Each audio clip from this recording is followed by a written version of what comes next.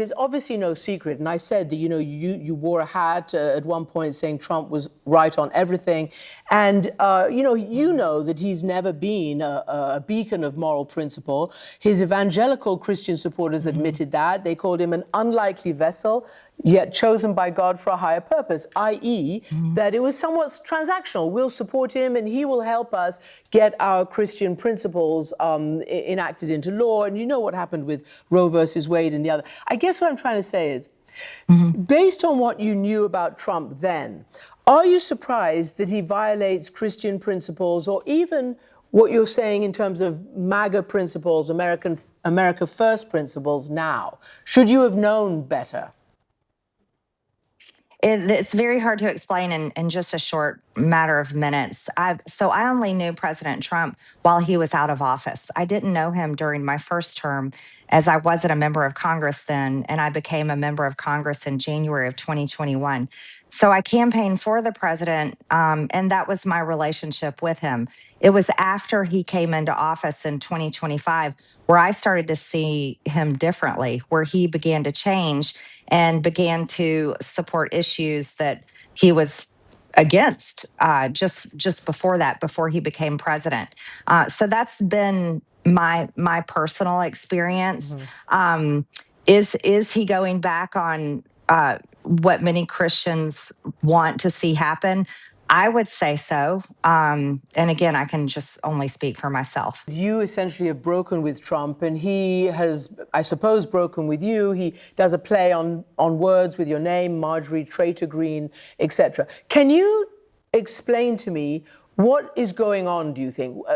Not necessarily. First, I want to ask you why you think Trump is behaving this way, what he said about civilizational erasure in Iran, what he said about, this Jesus depiction. What do you think is going on?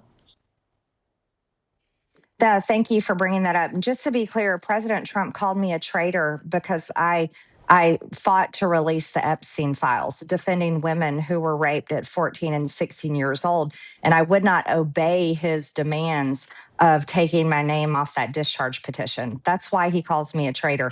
I'm not a traitor to the United States. I stand with women and stand with victims. I don't know what's going on, but I think that is the conversation that needs to be had. As a matter of fact, I think it's an extremely important conversation. Why the president of the United States wants to portray himself as God, and why he would dare even use the words wipe out an entire civilization. I think many people, not only in our country, but all across the world, are so deeply concerned and offended by that language that it is the right thing to do to be talking about it. So we didn't mention, but you also retired or resigned from Congress, and you're not an active Congresswoman right now. I've read, in doing a lot of reading for this interview, a lot of people are trying to figure out, apart from what you say now and what you've said, what is at the heart of your gripe is the wrong way, but your disagreement with President Trump right now. And one analyst, or a political analyst, said, you seem to have recognized that the president has broken faith with his own followers. Do you think that you are seeing something bigger than just what we're talking about right now, because you have been such a prominent member of the MAGA, the first, America First movement? Is there something bigger going on than just these, these quotes and these things that he puts out in public? I'm not sure. I believe in accountability, and that's why I'm so outspoken. Many people, especially in other countries, may not know my time in Congress. I spent calling out Republicans just as frequently as I did Democrats. I believe it's incredibly important to follow through on the promises that elected leaders make to the people that elect them. After all, that's who they work for, not special interest or anyone else. But as far as President Trump is concerned, I'm not sure exactly what is going on with him, but I've been calling for people in his cabinet, the administration, and Republicans to engage in these conversations, because this is extremely concerning. This is the president of the United States who is waging an extremely concerning war in Iran that seems to be escalating. The United States is also our ally is Israel. We are also funding them with weapons as they declare war and wage war on Lebanon and have killed many innocent people in Gaza. So I myself, as an American, not just a former member of Congress, think it's important to speak out on this and call for accountability. Accountability not for only the current direction that the president is going in, but also accountability to the promises he made the American people in 2024. Which were no foreign wars, America first. That's the kind of thing, right? Yes. Yeah. Yes. No more foreign wars. America first. And also, I think on the Epstein files, didn't the president say, or during the campaign, that they were going to release all the evidence, all the files? Yes, and that was talked about for years, not only by the president, but it was basically a blanket campaign promise for Republicans overall. And so that should have never been a fight that I had to have with President Trump. It should have been the easiest thing in the world, but instead it was the biggest fight that led to him calling me a traitor and ultimately led to me resigning, refusing to serve under a president that publicly pledged to destroy me. I thought that was incredibly unfair to my district. These are the things that have many of us concerned and has caused a giant divide among the base of people that supported President Trump. You know, in terms of the opposition to the Iran war, you are not alone amongst MAGA. Very prominent influencers and media figures such as Tucker Carlson and Alex Jones and Candace Owens, all quite controversial, as you know, have also been accused of supporting anti-Semitic tropes or platforming anti-Semitic views. So is that an issue? Are you comfortable with the company that you keep, even, you know, the anti-foreign intervention wing of the MAGA movement, also being against Israel? And I mean, what do we have just recently? We had Nick Fuentes, who had been, you know, talked to by Tucker Carlson, saying, my problem is that, you know, Trump isn't Hitler enough.